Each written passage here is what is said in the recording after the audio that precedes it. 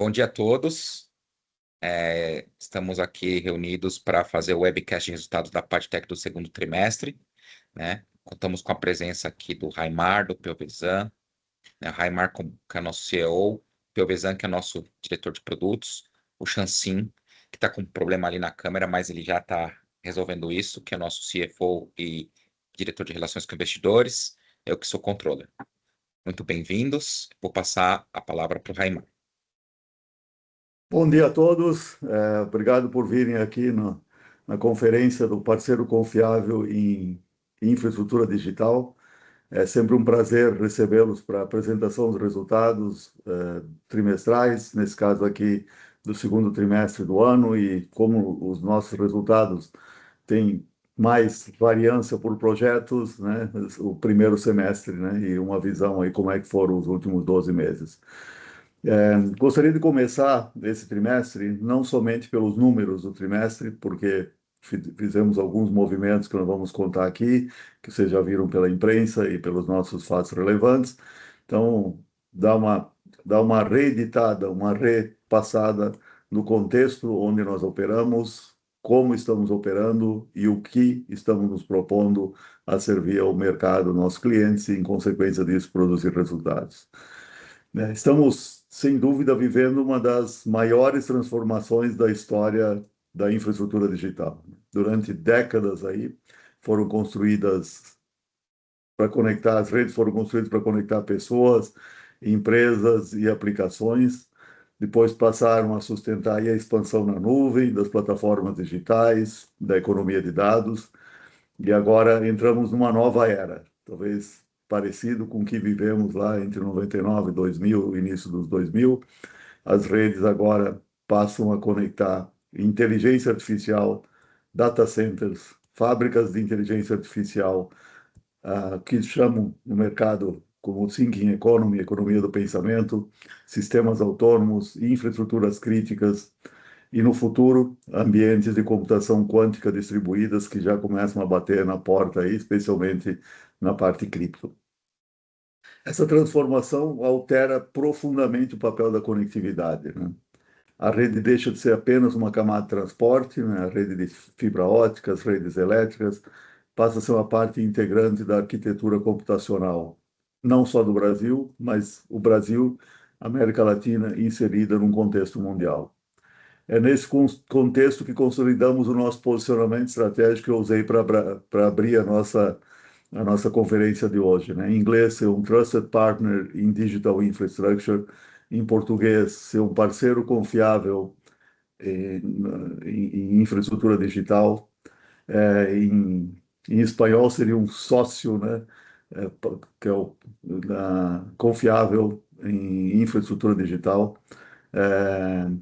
Isso significa, além do fornecimento só de equipamentos, o que já vem sido traduzido em números, em resultados, em operações, em produtos no dia a dia dos nossos clientes, mas começa a tomar vertentes cada vez mais, né, focadas aí em manter toda essa infraestrutura funcionando.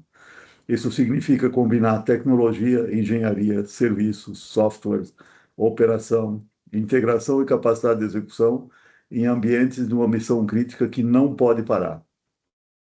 Significa estar do lado dos nossos clientes em todo o ciclo da vida da infraestrutura, do projeto, durante a implantação, da operação e cuidar da evolução tecnológica, né? Porque a evolução tecnológica está cada vez mais acelerada e a rede que você projeta hoje não é a mesma rede que vai terminar daqui a 20, 25 anos no seu ciclo tecnológico. Isso significa, sobretudo, oferecer confiança, né? Com pessoas, com softwares, com ambientes, num ambiente não só no Brasil, toda a América Latina e em todos os países que demandarem a presença das equipes da PADTEC. A infraestrutura ótica, na era da inteligência artificial, também muda os investimentos, né? Que continuam acelerando. Temos hyperscales, né, de data center, provedores de nuvem, operadores e grandes empresas que vêm expandindo data centers, né, e clusters, né, computacionais, né, e novas arquiteturas de processamento distribuído. Isso é algo que não mudou muito do mundo da internet para o mundo da inteligência artificial. Os nós de dados, nós no bom sentido, né, que no Brasil estão aqui concentrados em São Paulo, mais ao redor de Barueri, no Nordeste estão em Fortaleza e agora cada vez mais governos tentam distribuir essa infraestrutura e consome muita energia também para novas geografias. Esse movimento gera um efeito direto sobre o mercado óptico, né? Cada novo data center não exige só mais energia, mais espaço, exige muito mais capacidade de conectividade. Cada nova fábrica de IA ou cada nó que distribui a IA, que nós chamamos de inferência, exige redes cada vez mais densas, né? Mais resilientes e energeticamente eficientes. É impressionante o salto que nós estamos percebendo no número de pares de fibras ou de fibras por cabos, né?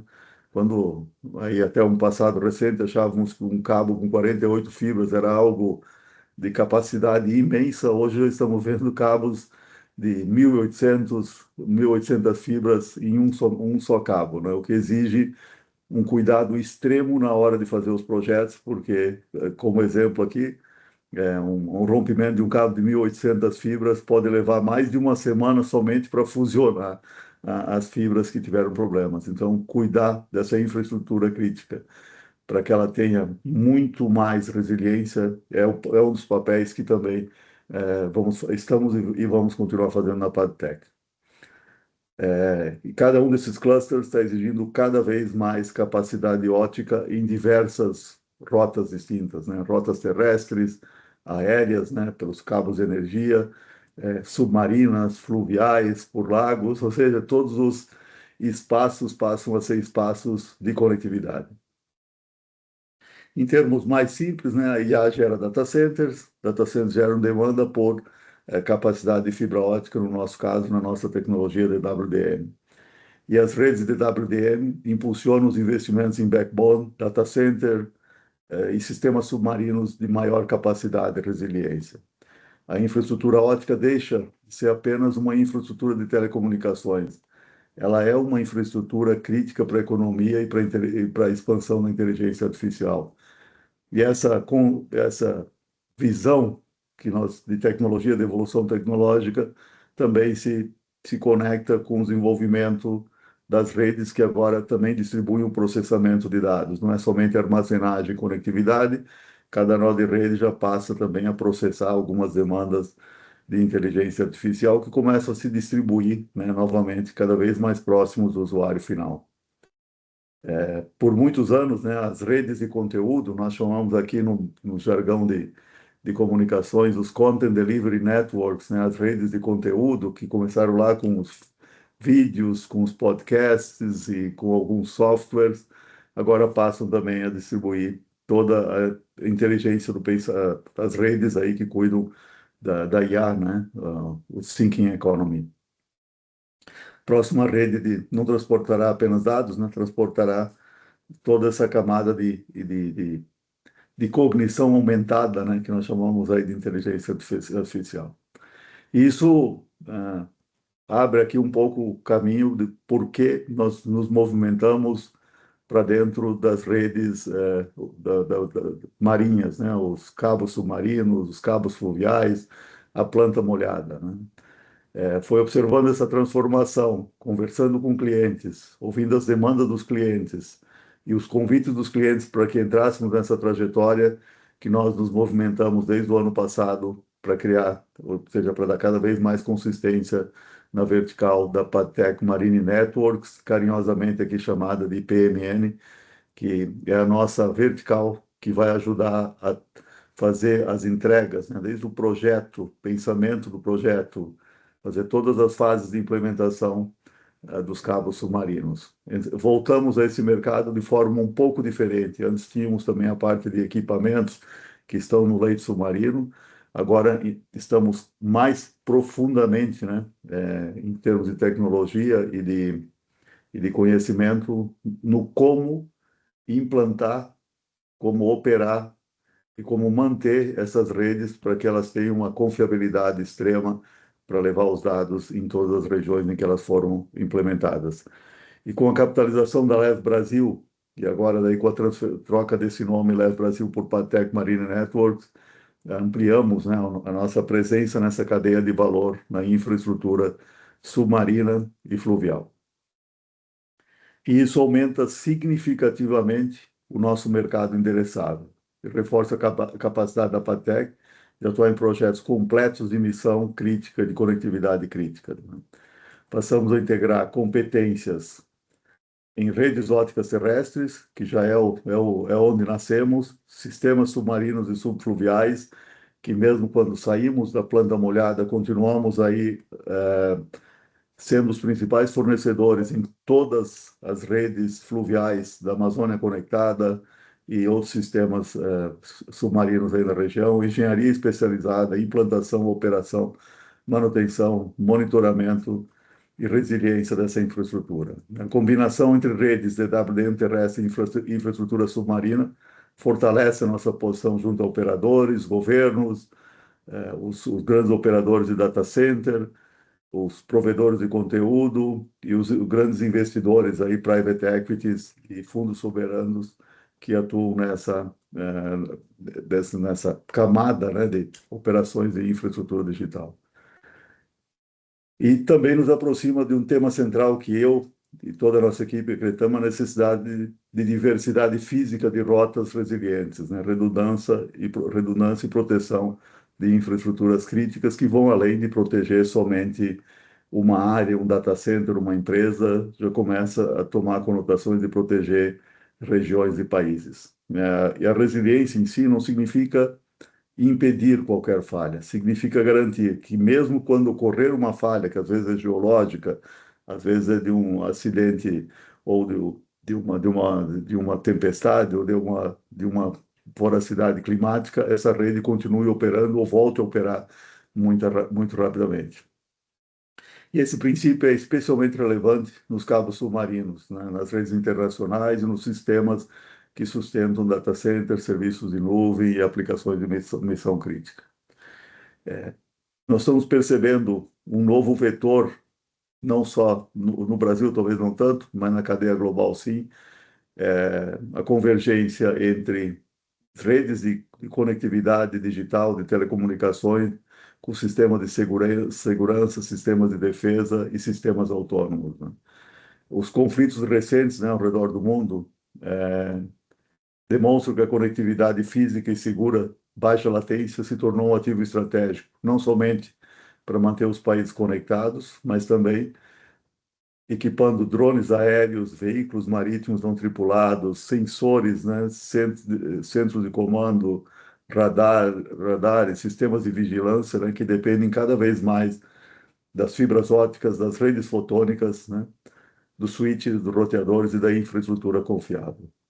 Ao mesmo tempo, a expansão simultânea, né, da demanda civil e militar está aumentando a pressão sobre a cadeia global de fornecimento, algo que nós não vimos aí nas últimas décadas, né?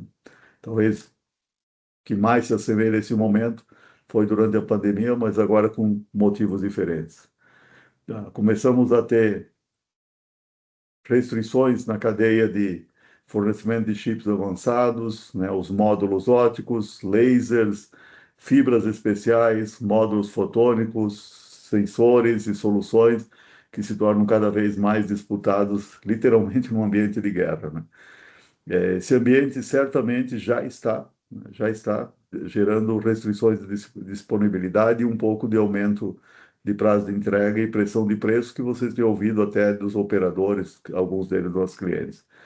Para nós, também pode criar oportunidades para empresas ágeis como nós, com engenharia própria, flexibilidade industrial, capacidade de planejamento e proximidade com o cliente. Nós temos um histórico recente aí de nos adaptarmos muito bem a ciclos complexos, né, da cadeia de suprimentos, no chamamos supply chain. A pandemia criou esse DNA na companhia e estamos melhores do que os nossos concorrentes nos prazos de entrega. Claro, sofrendo uma pressão diária, mas a nossa equipe está conseguindo gerenciar adequadamente e sendo um parceiro de confiança, nos comunicando adequadamente com os clientes para cada momento de restrição em um componente ou outro. Não nos posicionamos nessa empresa de defesa, mesmo sendo uma empresa brasileira estratégica de defesa, né? Nós estamos muito mais em proteger os sistemas que estão aqui, os sistemas civis nesse momento, que estão operando nos territórios, tanto o Brasil, América Latina, nos países, né? E esse é um exemplo bem concreto do que significa ser um parceiro confiável em infraestrutura digital.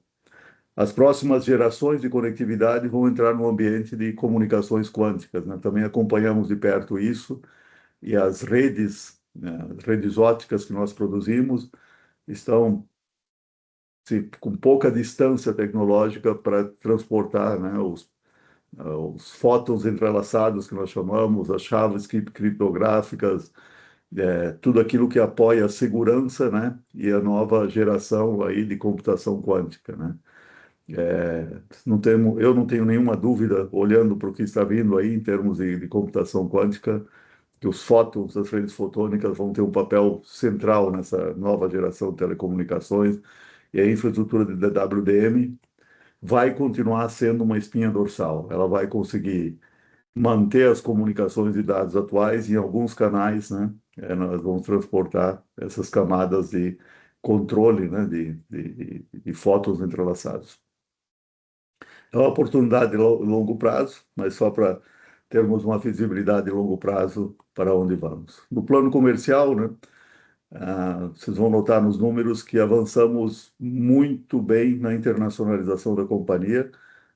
As ordens de venda no mercado externo apresentaram uma evolução muito boa, especialmente aqui em toda a região da América Latina de fala espanhola, e isso está contribuindo muito para diversificar receitas, reduzir a dependência somente do mercado brasileiro, e ampliar nossas exposições a outros mercados, o que gera novamente uma adequação de produtos e uma capacidade de competir cada vez mais globalmente, né?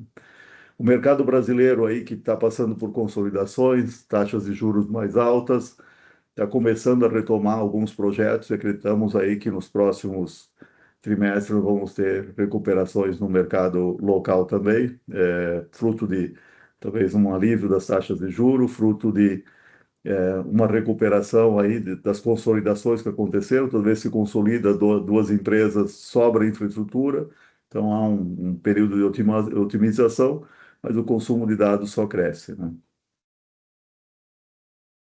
O mercado internacional continua crescendo de forma exemplar, tanto na piscina que nós chamamos de telecomunicações, quanto na piscina de data centers. Do ponto de vista do resultado financeiro, vocês vão ter mais detalhes aqui com o Lee e com o Leonardo Champsin.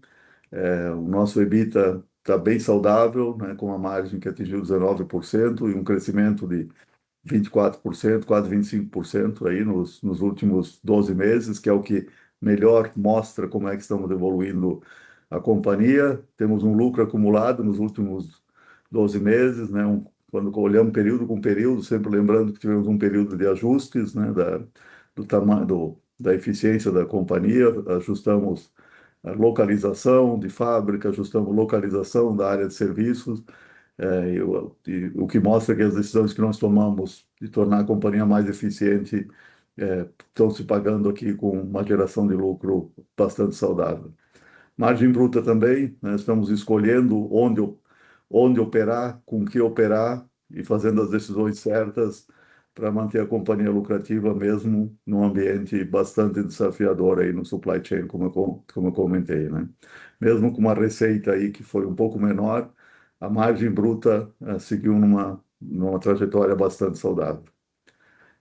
Nosso foco permanece muito claro, nossa disciplina continua clara. Não buscamos crescimento a qualquer custo. Buscamos crescimento com rentabilidade, geração de caixa, disciplina de capital e construção de valor sustentável. Desculpe, acho que foi bom fazer esse discurso longo, porque a cada movimento estratégico aqui de construir uma nova vertical, é bom explicar por que estamos fazendo esses movimentos. E quando vocês olham do ponto de vista tecnológico, faz todo sentido o que nós estamos fazendo, e nós estamos percebendo já uma demanda, né, de avaliações de projetos bastante interessantes nessas novas verticais. Lee, passo com você novamente. Obrigado. Obrigado. Chansin, Pelvezão, você quer adicionar alguma coisa sobre a chegada, né, da Leve dentro do nossa unidade de negócios de Marine Networks? Sim, sem dúvida. Acho que não podia ser num momento melhor. É uma operação que já esteve no nosso portfólio até 2019. A gente, inclusive, demonstrou alta produtividade e eficiência na execução em contratos de lançamento de cabos com Google, né, o primeiro cabo no Brasil, e assim como operação e manutenção para grandes carriers. E o mercado agora, passado esses 5, 6 anos que a gente ficou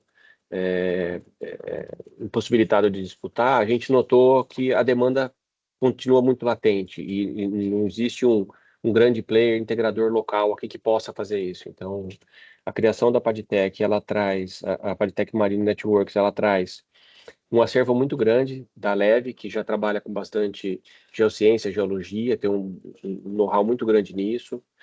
O Antônio, que é o nosso principal executivo, traz uma bagagem muito grande já nesse serviço de marinharia, surveys, é, shore ends, que são operações mais próximas aqui.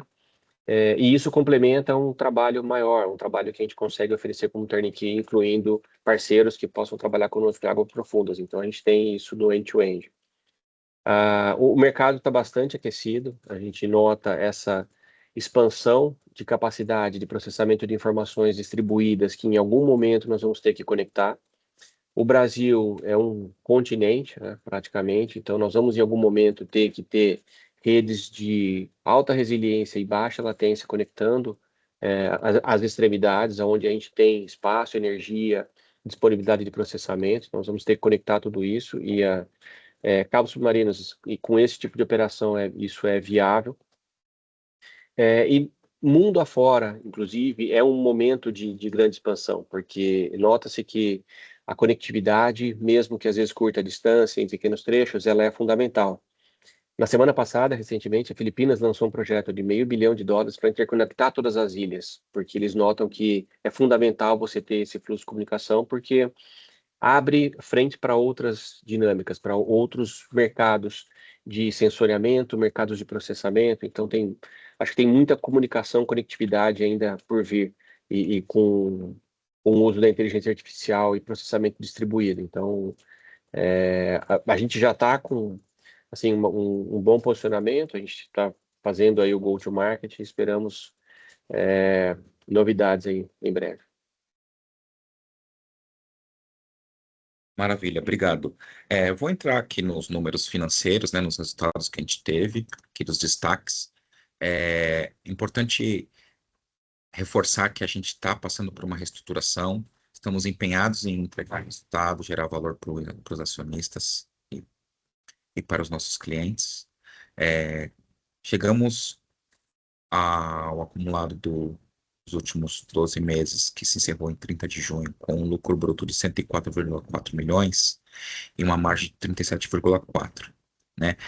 Demonstra a evolução que a gente vem trazendo com os ganhos de eficiências operacionais e de produção e administrativos, a melhora do mix dos produtos e a melhor combinação desse mix para a produção e para a nossa, né,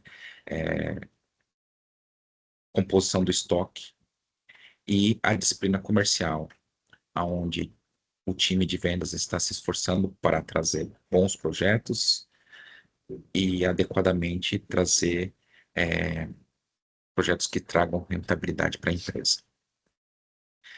O lucro líquido apresentou 18,1 milhões e representa um crescimento bem expressivo quando a gente compara, de 160% quando a gente compara os últimos 12 meses com 2025. A evolução da rentabilidade demonstra que nosso EBITDA atingiu 53,2 milhões, que é um crescimento de 24,6% comparado a 2025. Mesmo tendo um faturamento um pouco abaixo do comparado com o ano anterior, a gente está conseguindo capturar bons resultados que demonstra aqui com o EBITDA que a gente está entregando. Esse EBITDA trouxe uma margem de 19,1%, que é 4,5 pontos percentuais acima de 2025. No trimestre, a gente entrega 7,5 milhões de geração de EBITDA, com um acréscimo, né, com um crescimento de 25,3% comparado a 2025, mesmo trimestre de 2025, uma margem de 11,9%, que entrega 3,7 pontos percentuais superior comparado ao segundo trimestre de 2025. Nossa transformação no mix, ela está muito sendo focada ou está sendo, né,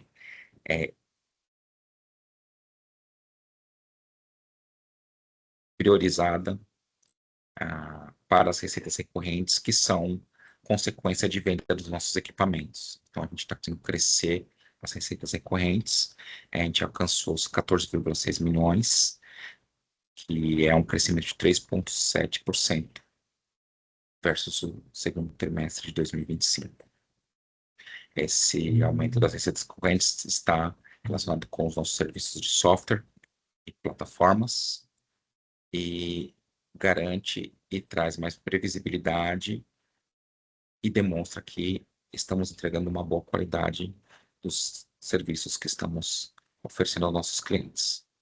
Em ordens de venda, temos um crescimento expressivo na América Latina como um todo, onde encerramos o 30 de junho com 58,4 milhões de reais, que é um crescimento de 198% comparado com o mesmo trimestre do ano anterior. E 115 milhões de reais foi o que a gente tem de pedidos para o mercado externo, no acumulado dos últimos 12 meses, que representa um crescimento de 48,2 milhões comparado com o mesmo período, com o que a gente teve no ano anterior. A nossa gestão da dívida continua focada em desalavancar, e com isso, com essa desalavancagem, a gente está 2,9 múltiplo comparado com 3,2 do ano anterior. E isso mantendo nossa dívida em longo prazo, com vencimentos relevantes a partir de 2029.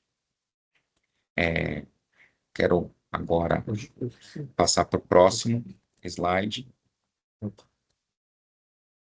que é anunciar o nosso PadTech Investor Day. Com muito orgulho, com muita felicidade, eu quero anunciar, né, esse evento que a gente quer trazer para os investidores. É uma solicitação que vem sendo feita de dar mais exposição da empresa, e também de nós como gestores, né? Ele vai ser realizado dia 25 de setembro. É uma parceria com a InovaBrá, que é nosso parceiro Bradesco, né? Nosso banco parceiro Bradesco.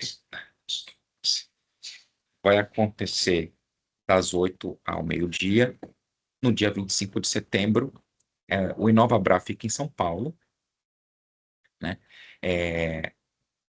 A gente vai ter o apoio também da APIMEC São Paulo, ou APIMEC Brasil, né, neste evento. E em primeira mão estamos divulgando para vocês, acionistas, mas agora com tudo anunciado e público para vocês em primeira mão, a gente também agora vai começar a anunciar nos canais de divulgação dos parceiros. E quem tiver interesse em participar, eu peço que direcione a solicitação de participação para ri@padtech.com.br. As vagas são limitadas, né, e estão sujeitas a termos de disponibilidade. É um evento que estamos fazendo com muito carinho para vocês, e espero que quem estiver em São Paulo e puder participar, seja muito bem-vindo.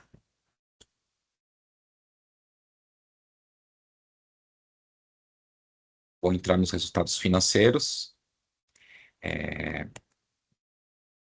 Aqui demonstramos, né, a divisão da nossa receita líquida por nossas unidades de negócios, né?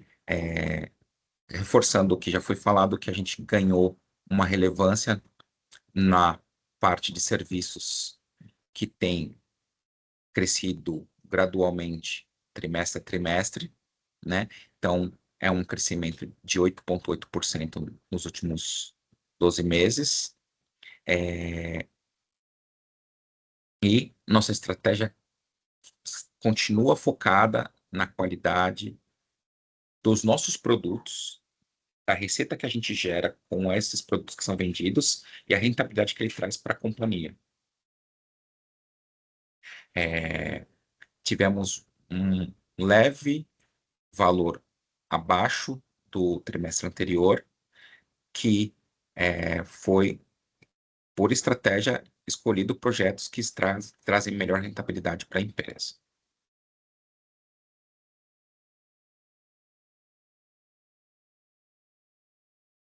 Quanto ao lucro bruto e à margem bruta, continuamos mantendo nossa margem bruta acima de 35%,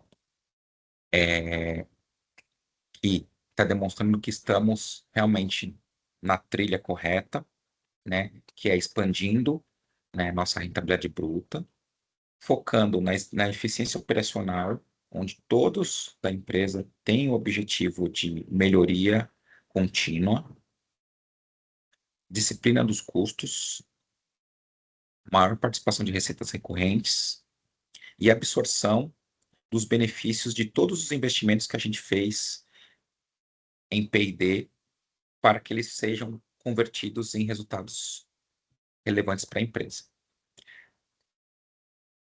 Nosso lucro bruto também está mantendo um nível equilibrado comparado ao que a gente teve no ano anterior, e seguimos, né, buscando geração de valor e fechar bons projetos que entreguem bons resultados para a empresa. Na parte de EBITDA e margem EBITDA, a gente tem, né, um bom EBITDA, 24,6% superior ao do ano anterior, quando comparado com, né, o acumulado dos últimos 12 meses. Nossa margem se mantém no nível equilibrado, com 19,1%, e reforço o que já foi feito, sempre buscando a eficiência operacional, e aplicando a estratégia que está sendo, né, trazida por todas as diretorias, por todas as gerências e todas as pessoas. Tem claro o objetivo que é gerar valor para a empresa. Na parte de despesas, né, a gente tem um menor valor em P&D por conta de estar buscando rentabilizar todos os investimentos que foram feitos nos anos anteriores e buscando entender bem aonde vão ser alocados os novos investimentos de P&D para os próximos períodos. Na parte de despesas administrativas, a gente tem um equilíbrio. Quando comparado com a receita líquida, por ela estar vindo um pouco abaixo do que tinha no ano anterior, ela tem um percentual mais relevante, que é saindo de 10% para 11%, mas tem uma tendência de se reduzir comparada à receita líquida, conforme a gente tiver a evolução dos projetos que temos aí nas ordens de vendas. As despesas comerciais seguem o mesmo ponto de vista, ela se mantém equilibrada e tem um percentual apresentado maior quanto à receita líquida, seguindo o mesmo comparativo com a despesa administrativa. As despesas financeiras, ela tem um crescimento também que segue a mesma regra. Temos um grande desafio na economia brasileira, por conta, né, de ter uma Selic maior, então a gente acaba tendo um maior gasto com juros sobre as nossas dívidas correntes.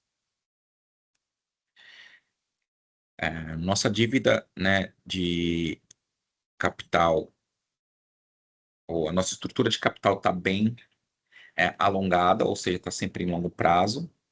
Estamos conseguindo reduzir ela gradativamente.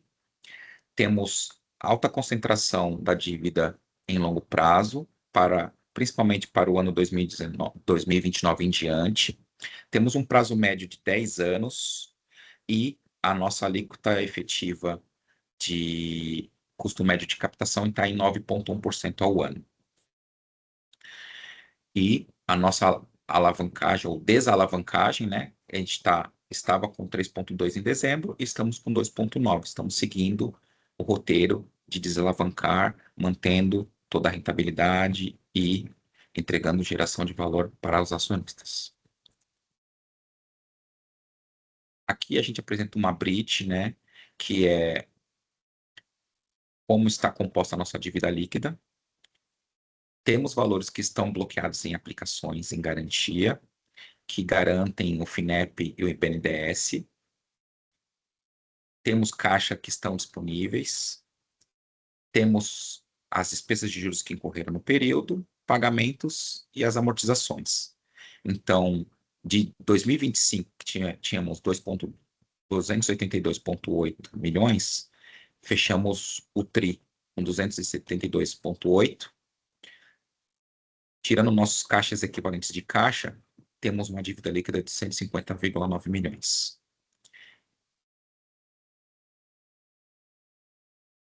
Quero devolver a palavra para o Raimar para ele dar a mensagem de fechamento. Agradecer muito a presença de todos e reforçar, perguntas podem ser feitas via chat.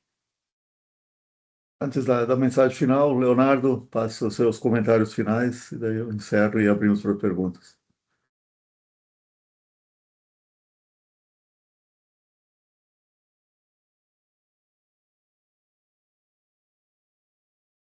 Tá em mudo, Léo.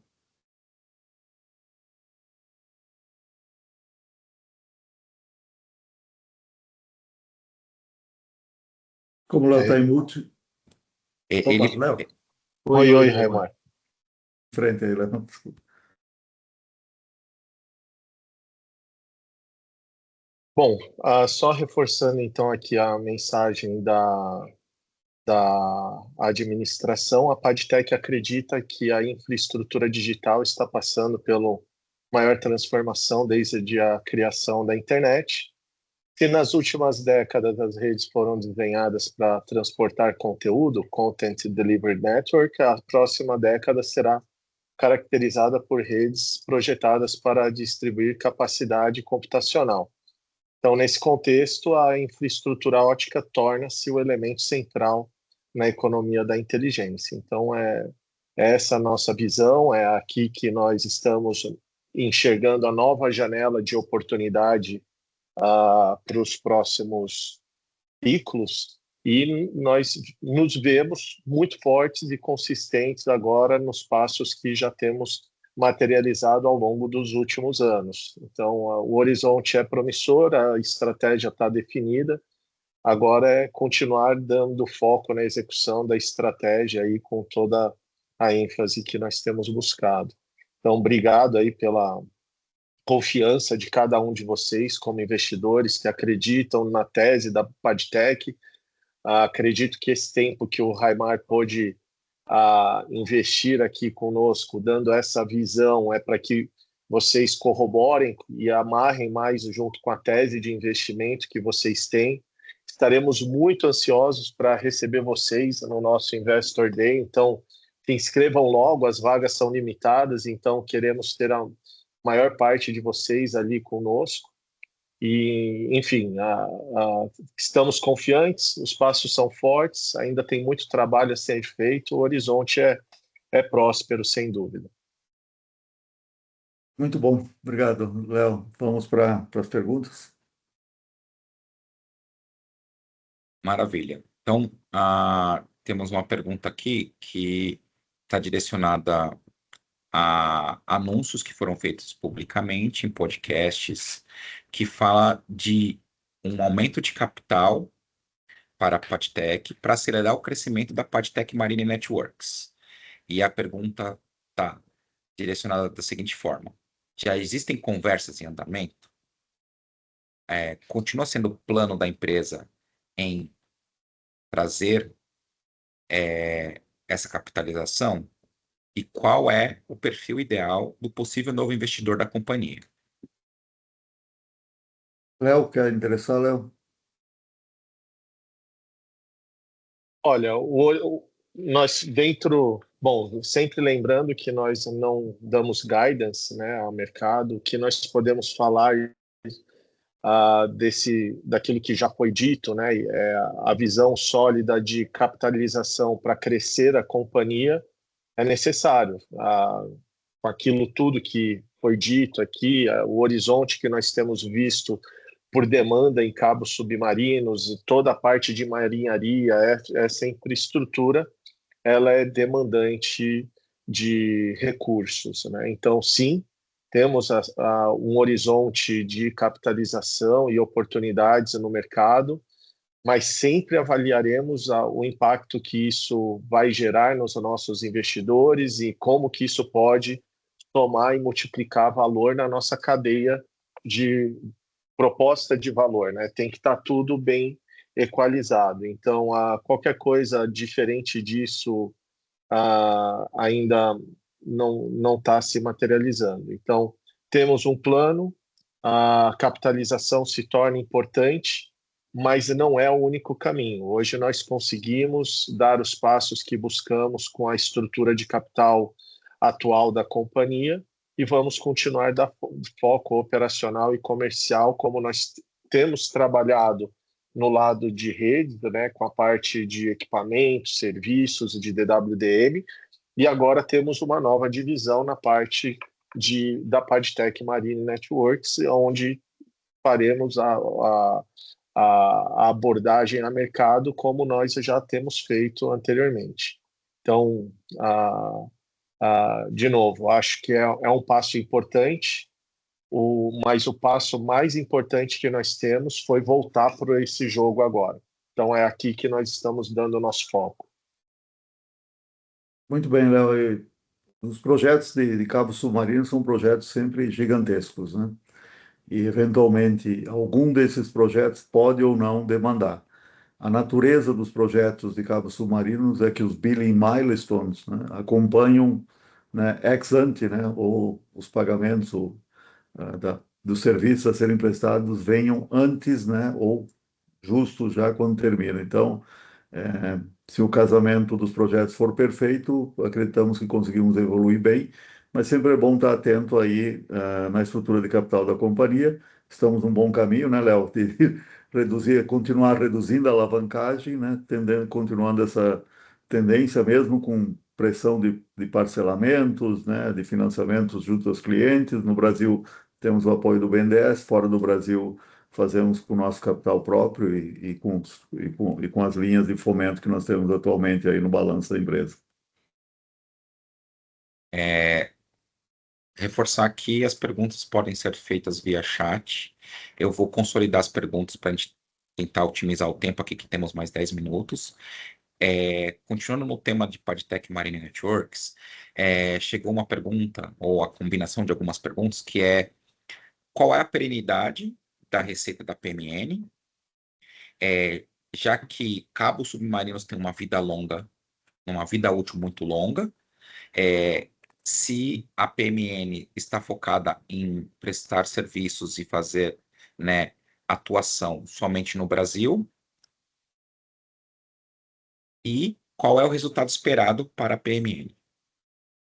O Piovesan, que é o nosso business partner, né, da holding aqui da PadTech, para essa unidade, pode comentar. Na próxima, talvez já trazemos até um pouco de sabor operacional aí com o Antônio aqui na call.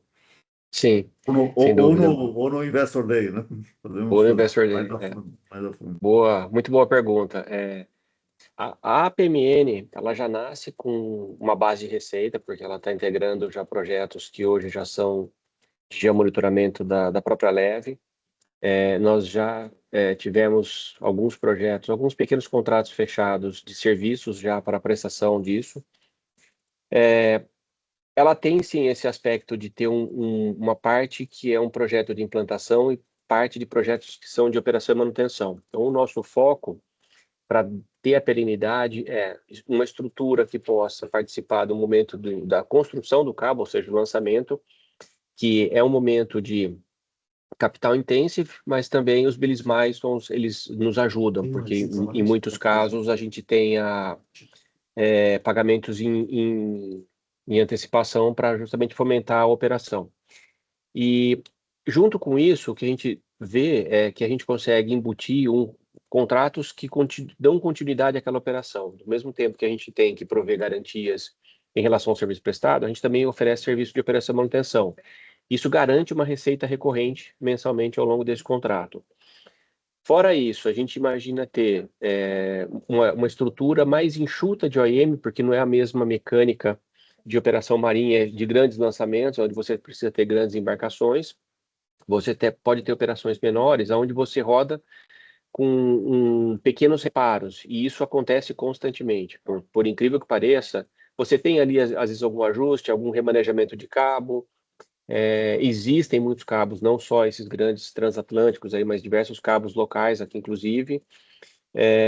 Nossa ideia é possivelmente estender essa operação para outras águas, eventualmente até águas doces, e expansão, sim, ao longo da América Latina, Caribe, eventualmente até Europa, que é onde a própria Leve já tem um braço que a gente consegue construir ali em Portugal. Junto com isso, o que a gente vê de plano é um plano que cresce em fases. Obviamente, a gente não vai ter um investimento inicial sem trazer essa receita de projetos. A ideia é que os projetos subsidiem, inclusive, boa parte do investimento e que a gente consiga expandir em cima disso. A gente navega literalmente muito bem aqui nas águas brasileiras, é uma operação que a gente conhece muito bem, então é onde a gente começa. E no crescimento por fases, ao longo de 2, 3, 5 anos, a gente sim pretende expandir geograficamente para outras regiões. O movimento de cabo submarino no mundo todo ele é muito grande, só que a gente quer fortalecer nossa base aqui, ganhar assim, ter a nossa estrutura montada para cá e a partir daí expandir para essa base geográfica mais adiante, tá? E em termos de números, a gente tem números sim, são projetos grandes, inclusive do Pipe, mas aí eu me limito ao que o que eu posso dizer de números aqui sem dar muito guidance, né? Mas temos um bom pipe assim pela frente. Maravilha. As perguntas podem ser feitas na aba P e R. E elas ficam aqui para nós, elas não ficam públicas, e a gente repassa aqui para, né, faz um combinado das perguntas e repassa aqui para vocês, né, estatutários, para responderem. Então, se alguém tiver tendo alguma dificuldade de fazer perguntas, pode mandar pelo PIR. A próxima pergunta está relacionada a o crescimento expressivo das ordens da América Latina representa um movimento pontual relacionado a poucos projetos relevantes ou uma tendência mais estrutural de grande participação de mercado na região? Eu posso pegar essa. Tem o maior componente é da mesma onda que nós percebemos no Brasil, de investimentos em infraestrutura digital, né, transporte, mais fiber to the home, 5G, que já é uma realidade no Brasil, não é verdade em outros territórios, então as demandas por conectividade em outros territórios começam a acelerar. Alguns vêm por esses motivos bons, né, de aumento por crescimento da demanda de dados, né, por novas redes, por mais fibra nas empresas e nas casas, e outras vieram de acidentes, né, de cabos, onde a Patec, que é mais capaz aí de entregar num curto prazo de tempo, né, ganhamos algumas ordens adicionais. Então, lembrando, no ano passado, que nós abrimos Peru, abrimos México, intensificamos a nossa operação internacional, alguns países que estavam mais desacelerados nas compras começaram a comprar, então é uma mistura de movimentos de recuperação de demanda, nosso investimento nesses territórios, com preparação de pessoas, equipes, e daí a Alessandra e a Hernan, que tocam esses territórios, estão indo muito bem, e crescimento em novos mercados.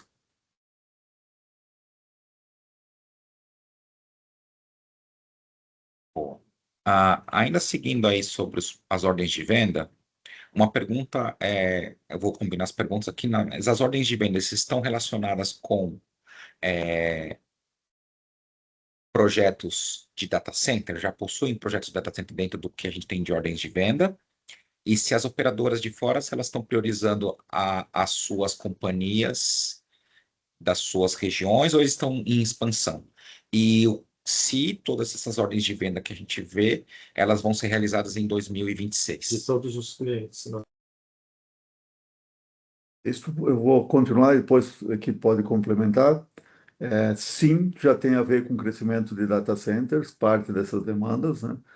Lembrando que a conectividade, né, é uma cadeia, né? Ou seja, as grandes, os LLMs, né, os grandes máquinas de aprendizagem de IA estão aí concentradas nos Estados Unidos, ah, China e em alguns outros poucos territórios, e tudo isso tem que fluir via conectividade, via inferências e via outros data centers de edge ou data centers regionais que já começam a aparecer aqui no Brasil. Então, sim, parte dessa demanda já tem a ver com maior presença de data centers ou conectividade para data centers que estão aí, porque essas são os pontos onde estão as antigas redes de conteúdo, agora são as thinking, as redes de pensamento, né? As redes de cognição ampliada, como tecnicamente alguns falam. Então, sim, já tem a ver com bastante preparação de redes. Nós acreditamos que esse é um movimento que na nossa região só começa. Em outros territórios já está evoluindo muito rapidamente, especialmente Estados Unidos, Europa, China. China a gente não consegue muitos detalhes, mas nesses territórios as redes com esses cabos super capazes aí com mais de 1.800 fibras em alguns casos, em um único cabo já são pão quente em algumas regiões para interconectar os data centers, né?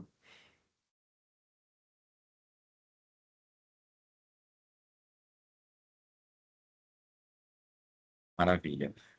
Vamos para a última pergunta. A última pergunta, eu vou combinar, ela está relacionada com como está o nível de inadimplência, né, a geração de caixa da empresa e por que motivo a empresa gerou prejuízo no segundo trimestre. Leonardo? Bom, primeiro falando do caixa, né, da inadimplência. Hoje nós não temos uma concentração relevante em um único cliente. Nós tivemos ali no período de fechamento do trimestre um desencontro de alguns clientes específicos internacionais, principalmente devido a justamente emissão de fatura versus o recebimento do caixa justamente no corte do trimestre. Então, diferente de uma situação que enfrentamos lá em 2025, onde estávamos com uma inadimplência alta, muito concentrada em um único cliente, nós temos uma inadimplência hoje. É uma inadimplência que se deu por movimento no fechamento do trimestre. De igual modo, também a questão do prejuízo no segundo trimestre. Nós tivemos ali alguns projetos relevantes que entrariam no segundo trimestre, que direcionou a nossa redução de vendas nesse processo. Então, nós fomos impactados ali onde nós estávamos mobilizados para a execução desses projetos, e também tivemos ali algumas despesas e custos adicionais do processo de diligências que nós estávamos fazendo, principalmente na aquisição da Leve. Então, esses foram os principais descompassos ali que culminaram principalmente na virada do fechamento de junho para julho. Maravilha. Se tiver espaço para mais uma pergunta que eu achei bem relevante aqui, como a companhia está lidando com a demanda crescente e as restrições de componentes que estão sendo difundidas no mercado? Eu acho que eu começo aqui, o Leonardo que pilota mais aí, o Pelvezan também. Primeiro, nós temos um posicionamento mais neutro, né? Então, nós conseguimos atender clientes com demandas na geopolítica americana e europeia, em alguns casos, que exclui completamente componentes chineses, e para alguns clientes lidar com a geopolítica que não pode incluir componentes americanos. Então, por termos essa neutralidade, conseguimos atender mais clientes e conseguimos ter redes mais flexíveis e mais capazes, né? Então, eu acho que nós temos mais flexibilidade, tanto do ponto de vista de conseguir soluções aí para alguns clientes que redes neutras, por exemplo, ou alguns clientes que não têm essas limitações, estamos preparados para fazer redes específicas, né, para soluções específicas para algumas demandas onde são proibidos alguns dos componentes. Então, temos mais flexibilidade. Temos engenharia própria, fábrica própria, desenvolvimento próprio, e isso ajuda muito aí a conseguir um mix de soluções. Tudo isso resolve tudo? Não. Em alguns casos ainda, né, nós temos que programar, né? E daí faz parte aí o desafio do Leonardo e da equipe do Alexandre, de onde não tem solução, o estoque é a solução. Antecipar é a solução, programar com o cliente é a solução. Então, estamos convivendo nesses dois mundos. Nós ficamos muito felizes nesse trimestre de atender a crise de um terremoto aqui na América Latina, onde os clientes ligavam para nós e eu quero todo o teu estoque, né? Vários clientes queriam todo o estoque, o que não combina com a viabilidade. Então, estamos conseguindo atender os clientes. Isso vai levar, junto com as demandas normais, a termos que reforçar um pouco a nossa capacidade produtiva.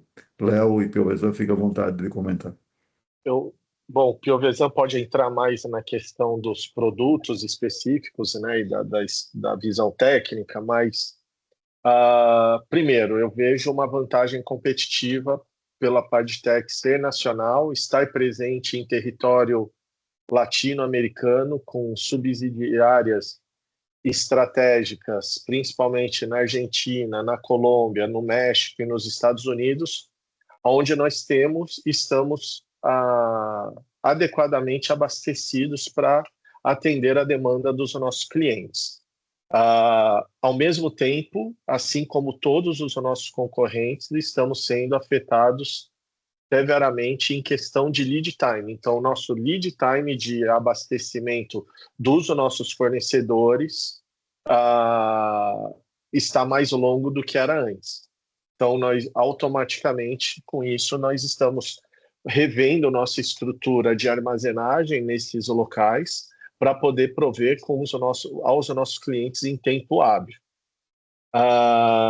Então, não temos uma limitação ainda de abastecimento. Bom, não temos uma restrição de abastecimento e não tivemos ainda para nenhum dos nossos clientes. Agora, o que nós estamos fazendo é nos posicionar num cenário de escassez. Então, revisamos todos os lead times, estamos nos estocando para os componentes mais críticos, né? Ainda nos esforçando para manter o equilíbrio saudável do nosso estoque. E temos pedido também celeridade para os nossos clientes para nos ajudar em horizontes de mais longo prazo, e para que eles também tenham essa previsibilidade. Então, isso tem exigido muito do nosso time de planejamento e demanda, tem nos esforçado como parceiros confiáveis a termos conversas abertas e francas com os nossos clientes e, ao mesmo tempo, temos nos aproximado mais deles por causa disso. Então, é uma realidade do mercado, e o que nós precisamos fazer é trabalhar de forma proativa para evitar rupturas significativas no abastecimento. Então, acho que essa é a visão. E o que me agrada é saber que nós estamos em pontos estratégicos, podendo próximo dos nossos clientes, para poder diminuir o impacto ou fazer com que eles não tenham esse impacto na rede de abastecimento. Do ponto de vista de engenharia, nós temos uma vantagem que é ter todo o nosso time de desenvolvimento muito próximo aqui. Então, a gente conseguiu rapidamente engajar o nosso time de engenharia em buscar alternativas. Hoje, a gente tem vendors e fornecedores preferenciais, mas a gente não tem um grande lock-in. Então, a gente foi muito ágil em buscar o time de engenharia para que buscasse, reprojetasse, analisasse parceiros concorrentes, alternativas de suprimentos. Nós rodamos aí alguns países novamente, eu junto com o time de engenharia, a gente visitou diversos outros fornecedores, trouxemos novidades para casa e a gente tem conseguido, sim, até o momento, driblar bem as circunstâncias de escassez no mercado. Maravilha, muito obrigado. Vou devolver aqui para o Raimar para fazer, né, a mensagem final e agradecer a presença de todos. Obrigado, Lee. Obrigado pelo tempo de vocês e talvez reforçando, né, a nossa mensagem do início, né, nós estamos preparados aí, né, para todos esses ciclos, os ciclos de demanda da inteligência artificial, do data centers, de alguns eventos climáticos que possam levar a demandas extraordinárias, redes com mais conectividade, atuando no ambiente terrestre, submarino, e espero que em breve também no aéreo, resiliência da infraestrutura, defesa de sistemas autônomos, somos uma empresa estratégica de defesa, somos um parceiro na soberania digital e no longo prazo estamos preparados para as novas ondas que estão vindo aqui, tanto na parte quântica, inicialmente proteção e depois também para transferência, né? Estamos aí posicionados para essa convergência, para aproveitar essa nova onda, tecnologia própria, engenharia, software, serviços, operação crítica. Leonardo comentou bem da nossa presença internacional, que é profunda, né? E isso tudo sustenta aí ser um parceiro de confiança, né? Nessa infraestrutura digital que está crescendo para atender essa nova onda. Nós estamos aqui agradecendo a todos pela presença aqui e quem ver o recall aí quem assistir a essa call aí nos recalls nos próximos dias. Obrigado a todo o time aqui. Um primeiro semestre extraordinário.